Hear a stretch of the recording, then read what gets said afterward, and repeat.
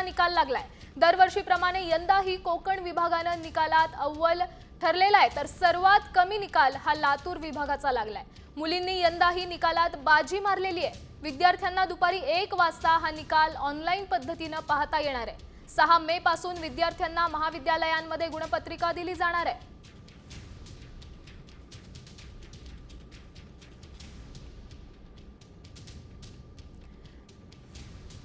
आता पाहूयात कुठल्या विभागाचा किती निकाल लागलाय।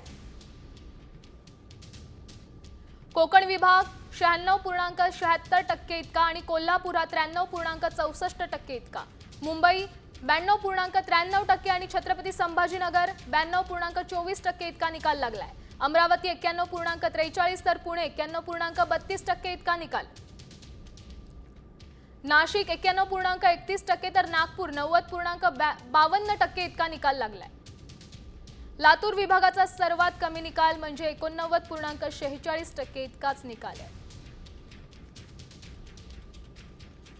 आता कोणत्या वेबसाईटवर 12वीचा निकाल पाहू शकणार आहोत पाहूयात। results.digilocker.government.in आणि mahasscboard.in तुम्ही आता स्क्रीनवर पाहू शकता। या दोन वेबसाईट hscresults.mkcl.org आणि results.navneet.com।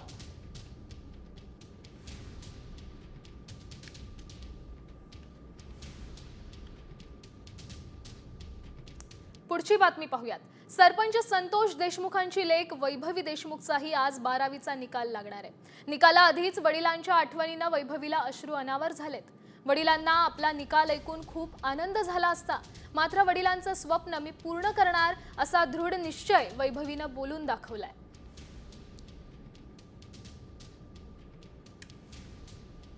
मी दिलेली जी साथ आहे आमच्या सोबत आणि आमचा जो वाढवलेला धीर आहे, त्या धीरानं तर ही लढाई आज इथपर्यंत आली आहे। पण मला याचं दुःख वाटतं की जर आज माझे वडील माझ्या सोबत असते तर त्यांना तो रिझल्ट ऐकून खरंच खूप आनंद झाला असता। त्यांची शाबासकीची थाप माझ्या पाठीवर पडली असती, पण त्यांच्या नसताना खरंच महाराष्ट्राने नव्हे तर भारताने आम्हाला साथ दिली। आता राजकीय वर्तुळातून महत्त्वाची बातमी आहे। मुख्यमंत्री देवेंद्र फडणवीस हे दिल्ली दौऱ्यावर गेलेत। मुख्यमंत्री देवेंद्र फडणवीस हे दिल्लीत असल्याची माहिती मिळते। मुख्यमंत्र्यांच्या दिल्लीत काही महत्त्वाच्या बैठका या आयोजित करण्यात आल्या आहेत। राज्यातील अडकलेल्या काही महत्त्वाच्या प्रकल्पांच्या अनुषंगाने हा प्रशासकीय दौरा आणि प्रशासकीय बैठका या होणार आहेत। पहलगाम दहशतवादी हल्ल्याच्या पार्श्वभूमीवर मुख्यमंत्र्यांचा दिल्ली दौऱ्याला आता महत्त्व प्राप्त झालंय। या संदर्भात अधिकची माहिती देण्यासाठी आपले प्रतिनिधी प्रमोद जगताप फोन लाईन वरून जोडले गेलेत। प्रमोद, या बैठकीत काय घडण्याची, काय चर्चा होण्याची शक्यता आहे? श्यामल, सकाळी 11 वाजता देवेंद्र फडणवीस जे राज्याचे मुख्यमंत्री आहेत ते विमानतळावरती पोहोचले आहेत, दिल्ली विमानतळावरती, अशी माहिती मिळते। त्यांच्या दिल्लीमध्ये काही महत्त्वाच्या बैठका आहेत। प्रामुख्याने जर सांगायचं झालं तर प्रशासकीय बैठका आहेत अशा पद्धतीची माहिती फडणवीसांच्या निकटवर्ती यांनी दिलेली आहे। प्रामुख्याने जर सांगायचं झालं तर काही राज्यातील महत्त्वाचे 2 ते 3 प्रकल्प आहेत, त्या प्रकल्पांच्या अडचणी आहेत आणि त्या अनुषंगाने प्रशासकीय लेवलवरती फडणवीसांच्या बैठका आहेत असं जरी सांगितलं जात असेल तरी पहलगाम दहशतवादी हल्ल्याच्या नंतर पहिल्यांदाच मुख्यमंत्री देवेंद्र फडणवीस दिल्लीमध्ये आल्यानं एक चर्चा जी आहे ती सुरू झालेली आहे। या अनुषंगाने ते काही राजकीय नेत्यांच्या महत्त्वाच्या बैठकी घेतात, काही देखील बसणं महत्त्वाचं असणार आहे आणि जर तशा बैठकी झाल्या तर पहलगाम दहशतवादी हल्ल्याच्या अनुषंगाने। नक्कीच प्रमोद, धन्यवाद दिलेल्या या सविस्तर माहितीसाठी। त्यामुळे मुख्यमंत्र्यांचा हा दौरा अतिशय महत्त्वाचा समजला जातोय।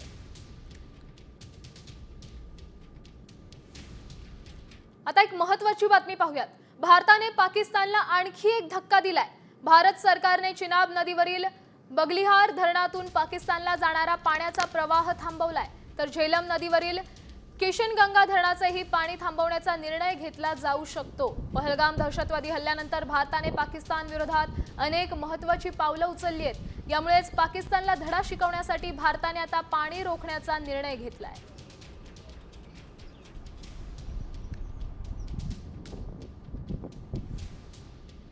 यानंतरची आणखी एक महत्त्वाची बातमी, सर्वात मोठी बातमी आहे की जम्मू काश्मीरमधून पहलगाम इथं झालेल्या दहशतवादी हल्ल्याच्या तपासातून एक अत्यंत धक्कादायक माहिती समोर आली आहे। हल्ल्यात सहभागी असलेल्या दहशतवाद्यांना सैन्य प्रशिक्षण देऊनच पाकिस्तानने पाठवण्यात आल्याची ही माहिती सूत्रांनी दिली आहे।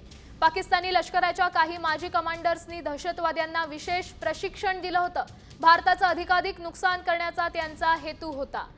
जेलमधील लष्कर-ए-तोयबच्या दहशतवाद्यांनी ही माहिती दिली आहे. तर दहशतवाद्यांबाबत काय माहिती समोर आली आहे पाहूयात. पहलगाम हल्ल्यात सहभागी असलेल्या दहशतवाद्यांना सैन्याचं प्रशिक्षण देण्यात आलं होतं. पाक लष्कराच्या माजी अधिकाऱ्यांकडून दहशतवाद्यांना ट्रेनिंग देण्यात आलं.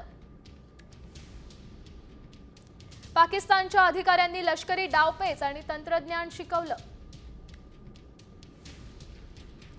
काश्मीरमध्ये अस्थिरता निर्माण करणं आणि अधिकाधिक नुकसान पोहोचवणं हाच त्यामागचा उद्देश होता. जेलमधील लष्कर-ए-तोयबाच्या दहशतवाद्यांकडून ही माहिती मिळाली.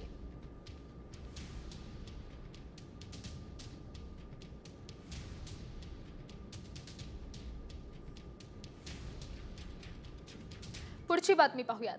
पाकव्याप्त काश्मीरमध्ये सक्रिय दहशतवादी अड्डे असल्याचे पुरावेच भारतीय गुप्तचर संस्थांच्या हाती लागलेत. लष्कर-ए-तोयबाच्या दहशतवाद्यांचे अड्डे असल्याचे सॅटेलाइट इमेजवरून उघड झालंय. पहलगाम दहशतवादी हल्ल्याचे मोठे पुरावे असल्याचं आता हे मानलं जात आहे.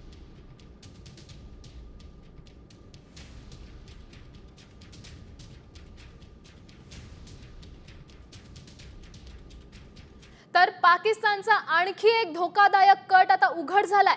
भारताच्या इशाऱ्यानंतर पाकिस्तान घाबरला असून पीओके मधील नागरिकांना दहशतवादी कारवायांसाठी शस्त्र प्रशिक्षण देण्यास सुरुवात केली आहे. सुदनोटीतील मोकळ्या मैदानावर काही नागरिकांना ट्रेनिंग देत असल्याचं आता समोर आलंय.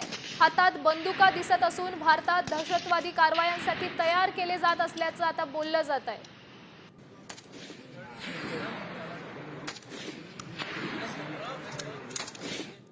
पुढची बातमी पाहूयात. पंतप्रधान नरेंद्र मोदी पहलगाम दहशतवादी हल्ला करणाऱ्यांवर कारवाई करतील असं MIM खासदार असदुद्दीन ओवैसी यांनी म्हटलंय. पाकिस्तानमधून येणाऱ्या दहशतवाद्याविरुद्ध आणि पाकिस्तानसारख्या अयशस्वी राष्ट्राविरुद्ध कारवाई करतील. तसंच पाकिस्तान भारतात घेऊन कोणाला मारण्यापूर्वी 100 वेळा विचार करेल असंही ओवैसी म्हणतायत.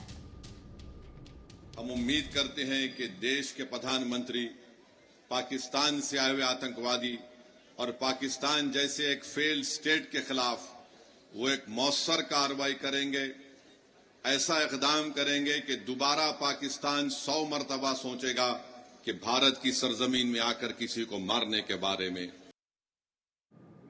तर इकडे भारत पाकिस्तान तणाव वाढत असताना दुसरीकडे बलूच लिबरेशन आर्मीनं पाकिस्तानची चिंता वाढवली आहे.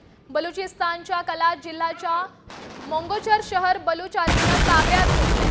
तसंच BLAनं सशस्त्र पथकानं सरकारी इमारतींवर नियंत्रण मिळवलंय. त्यात पाक सैनिकांना आणि अधिकाऱ्यांना ओलीस धरण्यात आलं असून बलूच लिबरेशन आर्मीनं पुन्हा एकदा पाकिस्तानी सैन्यावर हल्ला केलाय. बलूच आर्मीच्या हल्ल्यात 22 सैनिकांना ठार मारण्यात आलंय.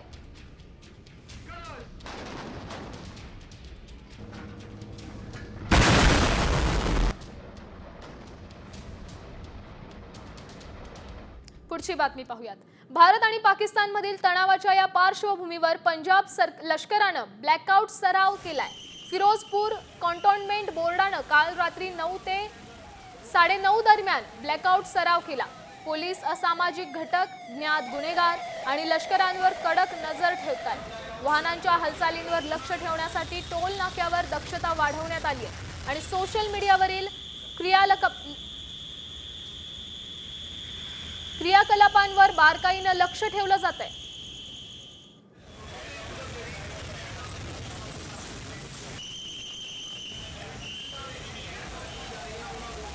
त्यामुळे भारत आणि पाकिस्तान मधील या तणावाच्या पार्श्वभूमीवर पंजाबमध्ये लष्करानं ब्लॅकआउट सराव आता सुरू केलेला आहे. दृश्य आपण साम टीव्हीच्या माध्यमातून पाहतोय.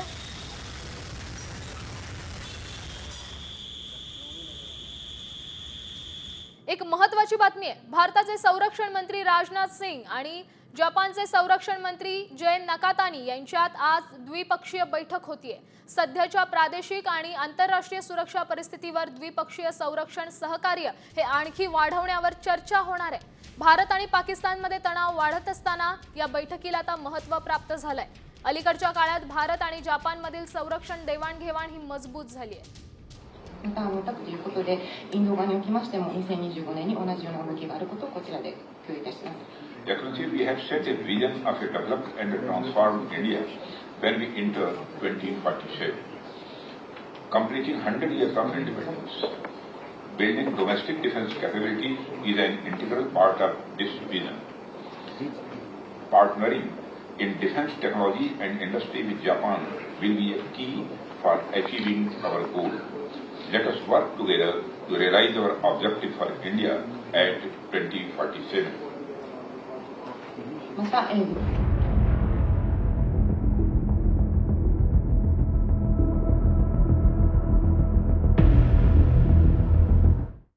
आता टॉप 5 मधून पाहूयात युद्धासंदर्भातल्या महत्त्वाच्या अपडेट्स.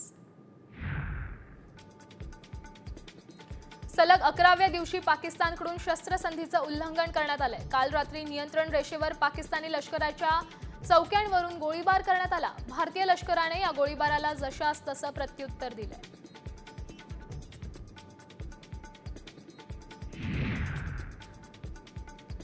पहलगाम हल्ल्यानंतर पाकिस्तानमध्ये मोठ्या घडामोडी घडतायत. पाकिस्तान लष्करानं काल रात्री सर्वपक्षीय बैठक बोलावली होती. या बैठकीत सगळ्या राजकीय पक्षांना सध्याच्या भारत-पाकिस्तान परिस्थितीची माहिती दिली.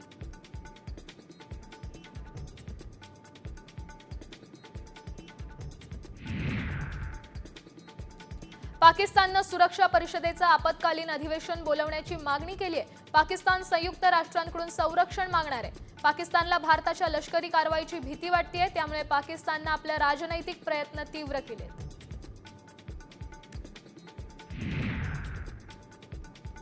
पाकिस्तानने तातडीने संसदेची बैठक बोलावली आहे. आज संध्याकाळी 5 वाजता इस्लामाबादमध्ये संसद भवनात ही बैठक पार पडणार आहे. या बैठकीत सर्व पक्षांचे नेते उपस्थित राहतील. संसदेच्या या बैठकीत इम्रान खान यांच्या PTI पक्षाची भूमिका काय आहे हे पाहणं मनोरंजक ठरणार आहे.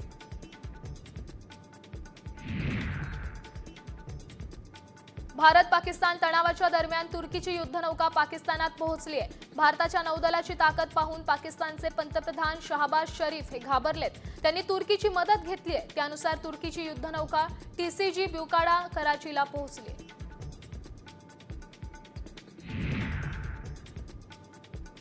भारत आणि पाकिस्तानमध्ये तणाव वाढत असताना अन्न टंचाईच्या भीती POK मधील नागरिकांना वाटतेय.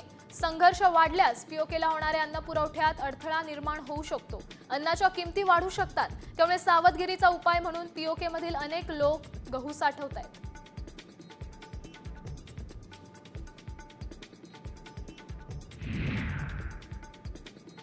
पहलगाम हल्ल्यानंतर भारतानं पाकच्या आर्थिक नाड्या आवळल्यात. त्यानंतर पाकिस्तानचं मोठं नुकसान झालंय. त्यामुळे तिसऱ्या देशांचा वापर करून पाकिस्तान आपला माल भारतात पाठवण्याचा प्रयत्न करत आहे. त्यासाठी संयुक्त अरब, अमेरिका, सिंगापूर, इंडोनेशिया किंवा श्रीलंका यांसारख्या देशांचा वापर केला जातोय.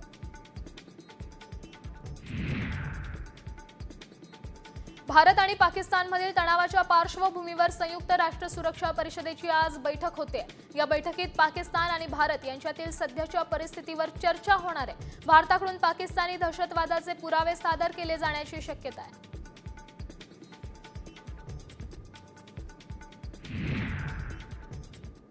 राजकीय वर्तुळातून एक महत्त्वाची बातमी आहे. ऑपरेशन ब्ल्यू स्टार संदर्भात राहुल गांधींनी केलेल्या वक्तव्यामुळे सत्ताधाऱ्यांना आयतं कोलीत मिळालंय. इंदिरा गांधींची आणि राजीव गांधींच्या निर्णयांवर टीका करणारे योग्य होते हे राहुल गांधींच्या बोलण्यातूनच दिसून आलंय असं म्हणत खासदार सुनील तटकरेंनी काँग्रेसला चिमटा काढण्याचा प्रयत्न केलाय. त्याच वेळी काँग्रेसने माफी मागितली असती तर बरं झालं असतं असा टोला परिणय फुकेंनी लगावलाय. ऑपरेशन ब्लू स्टार हे स्वर्गीय इंदिरा गांधींच्या कालखंडामध्ये राबवलं गेलं. कारण त्याच्यातूनच इंदिराजींची जी हत्या झाली, बांगलादेशाच्या निर्मितीनंतर इंदिराजींना सुद्धा मिळालं होतं, तेवढेच राजीव गांधीजींना मिळालेलं होतं. इंदिराजी वडील राजीवजी यांच्याबद्दल आता राहुल का असं बोलतात, म्हणजे मग वेगवेगळे राजकीय पक्ष त्यावेळच्या धोरणावरती जे टीका करत होते ते योग्य होते अशीच कबुली राहुल गांधी देत आहेत. देर आहे, दुरुस्त आहे. जी चूक म्हणजे जे कत्लेआम त्यावेळेस इंदिरा गांधीजींनी केलं होतं, ज्या मोठ्या प्रमाणात शीख बांधवांना संपूर्ण देशभरात त्यांना त्यांच्या हत्या करण्यात आल्या होत्या, त्यांना बेघर करण्यात आलं होतं. हे एक पाप जे काँग्रेसने केलं. निश्चितच राहुल गांधींनी त्याच्याबद्दल माफी मागितली. आता म्हणजे त्यांच्या पडत्या काळात त्यांनी या प्रकारची माफी मागणं ही म्हणजे राजकीय पोळी शेकण्यासारखं आहे आणि त्यांनी निश्चितच याचा राजकीय फायदा